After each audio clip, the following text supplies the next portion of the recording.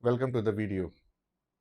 Today we are going to talk about probability theory in coin toss, but we'll explore it further with another concept, which is addition or multiplication usage, right? So this is often a concept which gets confusion in the minds when to use what.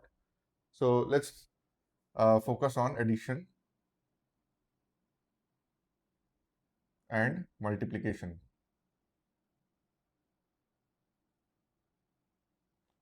So simply put, addition is when you are actually saying or. This is equivalent to saying or. Like if I have to, in coin toss, let me say, if I say that I have to get a head or tail in a coin toss, okay? So what are the chances? When I flip a coin, what will happen? Either it will come head or tail. So my question is also same, whether we want to get head or tail. So you see, so the probability will come out to be 1, right? Okay. Now let's see whether that holds when we actually add. So the probability of getting head or tail is the probability of getting head plus probability of getting tail. Okay. So probability of getting head in one coin toss, this is one coin toss. So this is half and this is half. So this makes it 1. Pretty simple, right? So we know that whenever we have to say or, the probabilities add up. Okay. Now then what is multiplication? So whenever we say and, that's where we multiply. Because in or, you're actually increasing your chances of choices or being right or choosing something. But when you have and, what you have to do is you are saying that you want one and then you want the other thing as well at the same time. Okay, which is what will multiply the two probabilities together. So, okay, let's take a similar example here. What is the probability of getting heads and tails? So, as I said, we'll say that the probability of getting heads is this multiplied by probability of getting tails. Okay. So, in one coin flip, can we say that we want to get heads and tails together? Generally, what this value should be? Can we get head and tails together in a coin flip? No, right? So this should be 0. And here we say probability of getting heads is half, probability of getting tails is also half. This makes it 1 by 4. But this is not equal to 0. Okay. So where is the flaw? Where is the gap? Okay. So the gap here is H and T are not independent. They are dependent on each other in this case, particular case. This probability of head multiplied by probability of tail will be true if they are independent from each other. In one coin toss, if you get a head, then you cannot get a tail, correct? So, means they are dependent on each other. Okay, so then where is exact and applied? Okay, so then I have to increase one more. So let's do a 2 coin tosses. So here the probability of getting a head and tails in 2 coin tosses. Okay, so let's see, what is a different way head and tails can occur? As I said, the outcome space will be either HH, HT, TH, and TT. So getting a H and a tail together, here from here it looks like this will be 2 out of 4, which is half. Okay. Now let's go to our funda. The probability of getting a head multiplied by the probability of getting a tail. Okay. So in one coin toss, what will happen is you will have a probability of getting a head is half.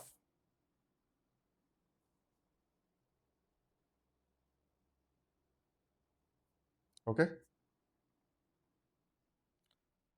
And then what we want is, whenever there is a half here, what we want is the other second coin toss should become a tail.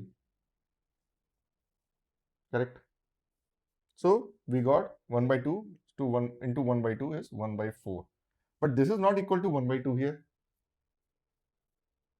Then, because there are two ways. The first coin flip can give you head, second coin flip can give you a tail, or coming back to addition here, first coin flip can give you a tail, second coin flip can give you a head. So this or that I said will actually come with a plus mark here, addition. Then if the first coin flip is tail, so it has to be half, and then the second coin flip is going to be a head, then it has to be another half. So this is also 1 by 4. So the total is going to be half, which is matching here. Okay. So what we learned so far is our addition or is what we have to say. Right? Okay. A lot of times what we see here, H or T, is P, probability of having H plus probability of getting a tail. This we write. But this is only possible when the events H and T are mutually exclusive, which is here in this case. Mutually exclusive means when you flip a coin, either you are going to get a head or you are going to get a tail. They cannot happen together. So they are exclusive from each other. Getting one, then the second is never going to happen. If we get the other, then the first event is never going to happen. So they are mutually exclusive. Okay, this is one terminology. I introduced one terminology here, which is called independent events.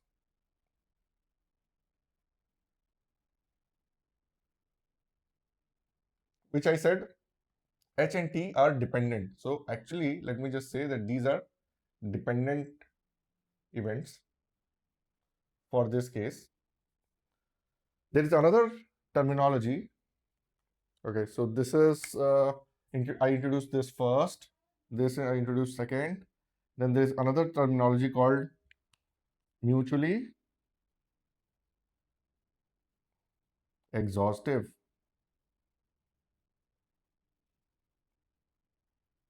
So what does mutually exhaustive means? In a coin flip, you are going to get a head or you are going to get a tail. Will the coin also stand up and you get no answer? Well, it is possible in Sholay, but not everywhere. Sholay is a movie. So that is not possible in general. Here we expect some result. Okay. So that means when head and tail are the only events possible, then these are also mutually exhaustive, meaning our outcome space, the H and T is only, this is our outcome space, this is only containing heads and tails, that's all. Okay, so that's why this is also mutually exhaustive. I talk about mutually exclusive because when one happens, the other doesn't happen. And I talk about dependent events when um, head and tail, when head happens, then tail cannot happen. So H and T are mutually exclusive, but they are dependent on one another in one coin toss. But a head on one and the tail on the second, they are independent. So two coin tosses are independent because there is a reset after first. When the first coin flip happens, it doesn't affect the second coin flip outcome. Okay, so this is independent.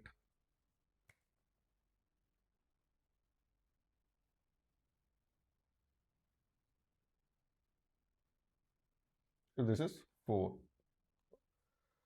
Okay, so now we got these 4. Um,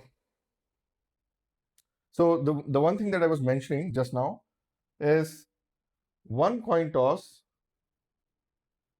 and then the second coin toss, they are independent because there is a reset that happens. Each coin toss is independent of each other. But generally, what we assume, let me give you one of the common fallacies that people think. Let's say if you are getting heads, heads, heads, heads in 4 coin tosses, okay? What is the probability that you are going to get a tail in 5th? Will it be much higher now because a coin flip, each coin flip is separate, right? Is an independent event. So you are doing one, you get head, head, head. Generally, there is a probability of getting head and tails equally, 50%, half, 1/2. So if you are getting 4 heads in a row, what is the probability of getting a tail? Does it increase more than half? No, it is still 50%. It's still 50-50 because they are independent events. So that is the meaning of independent events, that things reset. There are many, okay, let me give you one more example of independent events, which is, let's say if a coin toss happens and a dice roll happens. So they are two different space, right? One is a coin toss. It has nothing to do with a dice roll. A dice roll has nothing to do with a coin toss. So these two are completely independent. Okay, let me erase this and just draw a rough tree diagram to explain that. One coin toss plus one dice roll. Okay, so first is the coin toss. So what are the outcomes? Heads and tails. Then we have a dice roll. What are the outcomes? 1, 6, then 2, 3, 4, 5. Then 1, 6, 2, 3, 4, 5. Okay. Now, actually, let me just add these here because these are heads with 1, 2, 3, 4, 5. And these are tails with 1, 2, 3, 4, 5. So H1, H2, H3. Now, if we talk about, okay, so you know that individually, when we do a head or a tail, what is this probability of getting a head? Half. The probability of getting a tail is also half. Okay. What is the probability of getting 1, 2, 3, 4, 5, 6 individually? Is all are 1/6. Okay. Now, if we ask this question, the probability of getting a head and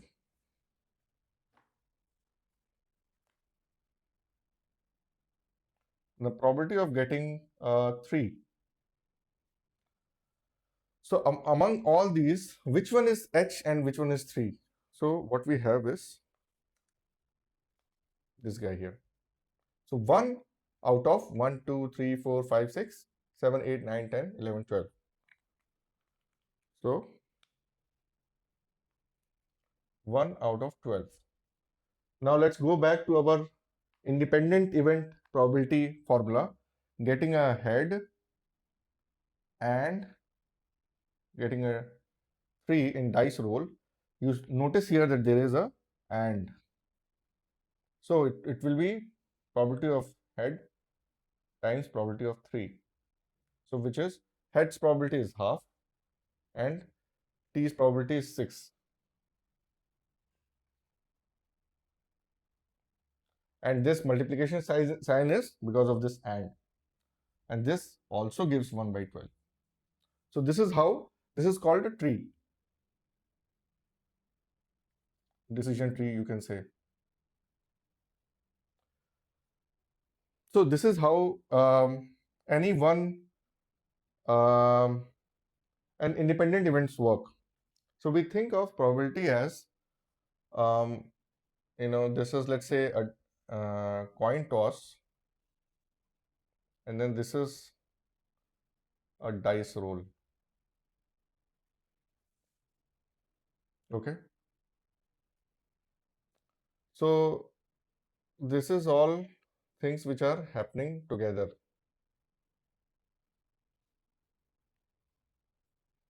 And this is what we call as this, when we talk about H, which is heads and tails 3, so they are, H3 is lying here. So H3 lies here. So coin is also there, and then dice even though they are independent, they can overlap, right? A coin toss has heads and a dice roll is 3. It is a coincidence that they happen together, and that's why all of these are captured here. It's not very easy to see it on a Venn diagram. So this is called a Venn diagram, but you can roughly assume that there is an overlap between the events of coin and then the events in dice roll, but they are still independent from each other. Okay. So this H3 is formed using this. So this 1 over 12 is actually a probability of this. So we will continue with more understanding of probability and an important topic of conditional probability I'll touch on in my next video. Please continue to watch and learn, and let me know if there is any thing that you need special focus on, or you want me to specifically show here. So I'll be glad to hear that. Okay, hope you like this video.